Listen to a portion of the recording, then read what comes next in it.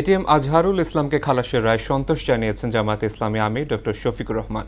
রায়ের পর তাৎক্ষণিক প্রতিক্রিয়া তিনি বলেন, এর মাধ্যমে প্রমাণিত হয়েছে সত্য কখনো চেপে রাখা যায় না।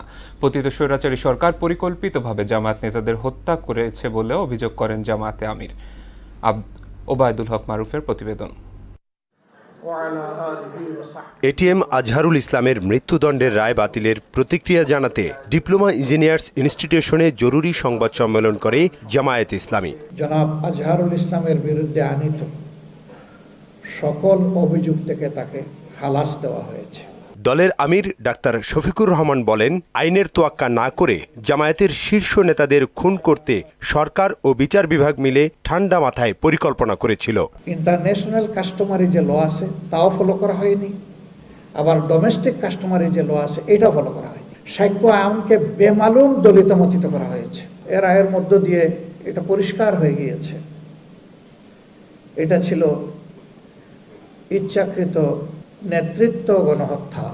তারা ছিলেন স্থির চিত্ত, তারা ছিলেন ইমানের বলে বলিয়ান, তারা ছিলেন সত্যের উপর প্রতিষ্ঠিত। এই জন্য মহান আল্লাহর উপর ভরসা করে ফাঁসির তক্তার উপরে গিয়ে দাঁড়িয়েছেন, কিন্তু অন্যায়ের কাছে মাথা নত করেন। সত্য কোনোদিন চাপা থাকে না, তা আজহারের রায়ের মাধ্যমে পরিষ্কার হয়ে গেছে বলে মন্তব্য করেন তিনি। ব্রিটেনের উচ্চ আদালত তাদের রায়ে বলেছে, এই মামলাগুলা ছিল, বিচারের নামে এই প্রহসন ছিল just genocide of the justice. দেশ সেবার সুযোগ পেলে প্রতিশোধ ও বৈষম্যের রাজনীতির অবসান ঘটাতে কাজ করার অঙ্গীকার করেন জামায়াত আমির। যদি এই দেশের সেবা করার দায়িত্ব আমাদের উপরে আসে, আমরা ইনশাআল্লাহ